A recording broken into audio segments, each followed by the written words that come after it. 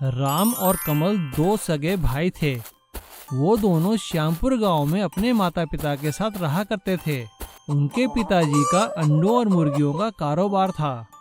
जैसे ही राम और कमल बड़े हुए, वैसे ही उनके माता पिता ने उन दोनों की बड़े धूमधाम से शादी की। राम की बीवी का नाम था कमला और कमल की बीवी का नाम था विमला। राम की बीवी कमला व्यवहार की बहुत अच्छी थी। उसने घर में आते ही घर का सारा काम संभाल लिया। वो सुबह जल्दी उठकर अपने सास ससुर की सेवा करती, घर का सारा खाना बनाती और कमल और उसकी बीवी के लिए भी खाना बनाया करती थी। लेकिन दूसरी ओर कमल की बीवी विमला बहुत ही सुस्त और चालाक थी। वो बड़ी चालाकी से कोई न कोई बहाना बनाकर घर के काम टाल दिया करती थी। कमला दीदी, जरा मेरे लिए भी खाना बना दो ना, मेरे सर में बहुत दर्द है। हाँ हाँ बिमला, मैं बना देती हूँ। ला, तेरे सर पे बाम मल देती हूँ। इस तरह से कमला ने अपनी सेवा भाव से सभी का दिल जीत लिया था। धीरे धीरे राम और कमला ने मेहनत करके अपने पिता के कारोबार को काफी आगे बढ़ा दिया था। ये देखकर विमला बहुत जलने लगी।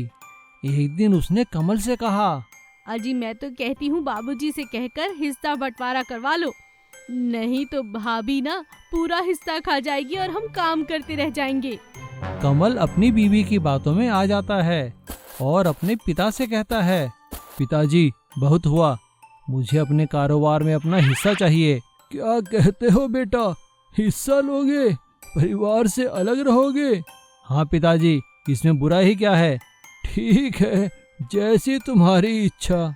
राम कमल के पिताजी घर का बंटवारा करने के लिए दोनों से कहते हैं, लेकिन पिता की बात सुनकर राम कहता है, पिताजी आप ये क्या बात कर रहे हैं? इस घर का बंटवारा कभी नहीं होगा। मैं तो कहता हूँ कमल को अगर मुर्गियों का कारोबार और एक घर चाहिए तो आप उसे दे दीजिए। मैं और कमला गांव के बाहर वाले मकान में रह लेंगे। शाबाश बेटा, मुझे तुझसे यही उम्मीद थी। और अगले ही दिन राम और कमला घर छोड़कर गांव के बाहर वाले मकान में रहने के लिए चले जाते हैं। ये देखकर विमला और कमल बहुत खुश होते हैं।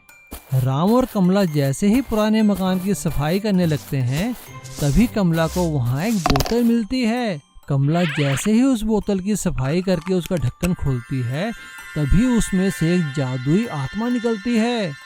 ये देखकर कमला डर जाती है। डरो मत कमला, मुझे एक शैतान जादूगर ने इस बोतल में बंद कर दिया था। तुमने मुझे आजाद किया है, मैं तुम्हारा बहुत शुक्रगुजार हूँ।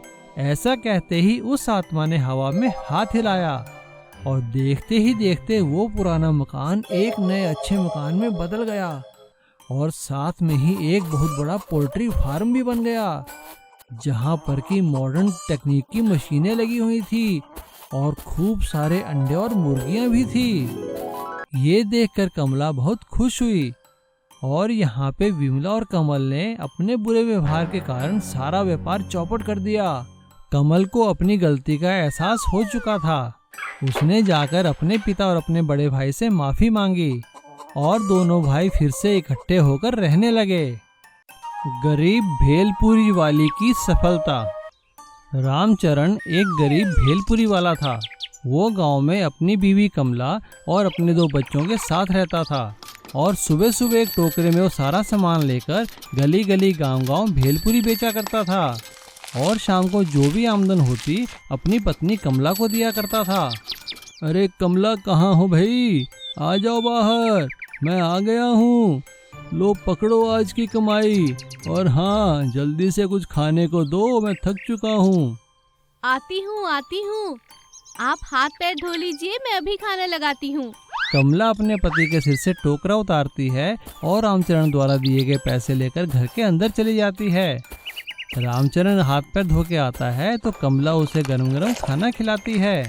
दोनों बच्चे स्कूल जाते थे। रामचरण काम पे चला जाता था और कमला घर संभालती थी। काम से वापस आ रहा था तभी एक ट्रक ने उसे टक्कर मार दी, जिसमें रामचरण की मौत हो गई। हे भगवान, ये तूने क्या किया?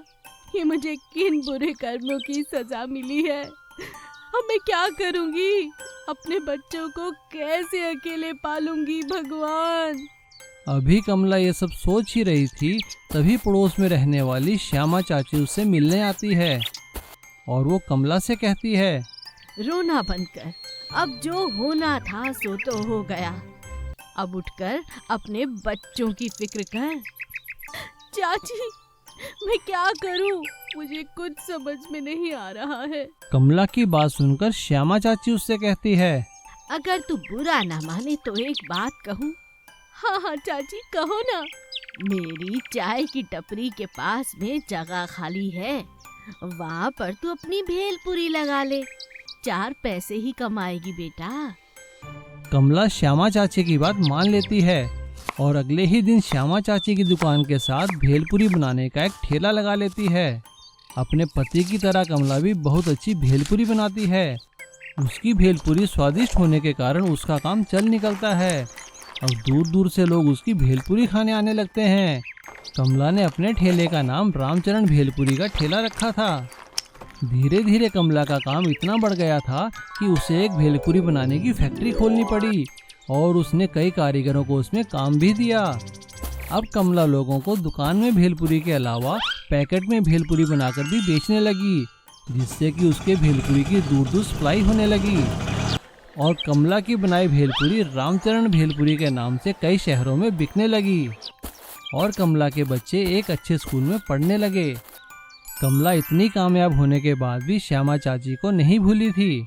एक दिन श्यामा चाची जब कमला से मिलने आई तो कमला ने श्यामा चाची से कहा, श्यामा चाची, आपका बहुत बहुत धन्यवाद।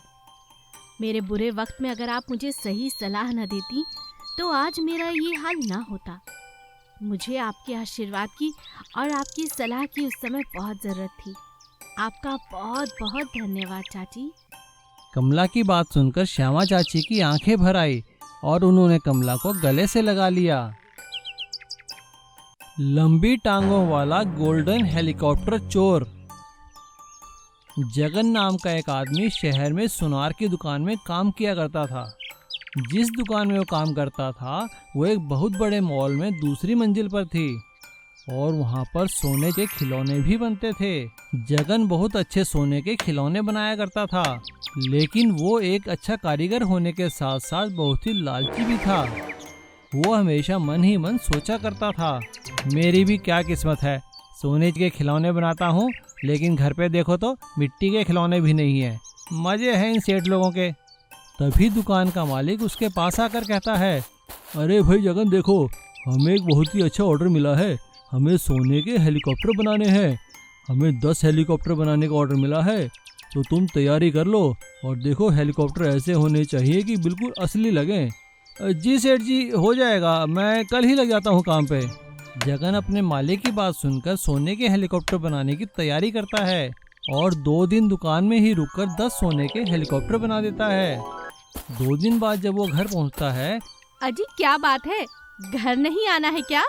अपनी बीवी की बात सुनकर जगन उसे सारी बात बताता है। सोने के हेलीकॉप्टर का नाम सुनकर उसकी बीवी उसे कहती है, क्या कहा? सोने का हेलीकॉप्टर? मुझे भी हेलीकॉप्टर देखना है, प्लीज मुझे दुकान पर ले चलो ना। ठीक है, मैं तुम्हें ले चलूंगा दुकान पे। अगले दिन जगन अपनी बीवी को लेकर अपनी दुकान पर जाता है और अपने मालिक को सारी बात बताता है। मालिक उसे उसकी बीवी को हेलीकॉप्टर दिखाने की परमिशन दे देते हैं और जगन अपनी बीवी को हेलीकॉप्टर दिखाता है।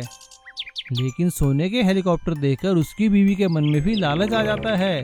देखो जी, मुझे नहीं पता, मुझे एक सोने का हेलीकॉप्टर चाहिए ही चाहिए। हाँ। अरे भगवान चाहता तो मैं भी हूँ, लेकिन लाऊं कैसे? अब जगन मन ही मन चोरी करने का विचार करने लगता है। वो कई तरह की तरकीबें आजमाता है, लेकिन दुकान से हेलीकॉप्टर नहीं ले जा सकता। तभी अचानक एक दिन घर आते हुए वो देखता है कि एक आदमी बांस के डंडों पर चलकर काफी लंबा हो गया था। उसे देखकर जगन को एक आइडिया आता है और वो घर आते हुए 2 लंबे लंबे बांस ले आता है और उनकी नकली बांस की टांगे बना देता है।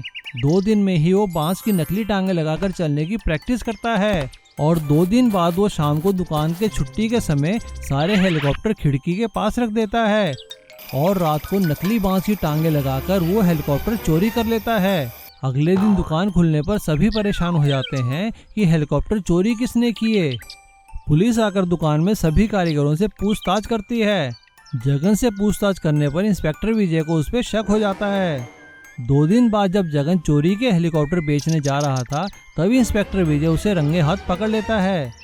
जगन की चोरी की खबर सुनकर उसके मालिक उससे कहते हैं, जगन, मैंने तुम पे इतना विश्वास किया, तुम एक बार मुझे बोलते तो सही, मैं तुम्हें एक हेलीकॉप्टर इनाम में दे देता।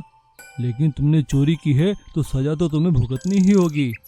और पुलिस जगन को हेलीकॉप्टर चोरी करने के इल्जाम में जेल में डाल देती है। उसे अपनी गलती का बहुत पछतावा होता है और वो कभी चोरी ना करने की कसम खा लेता है।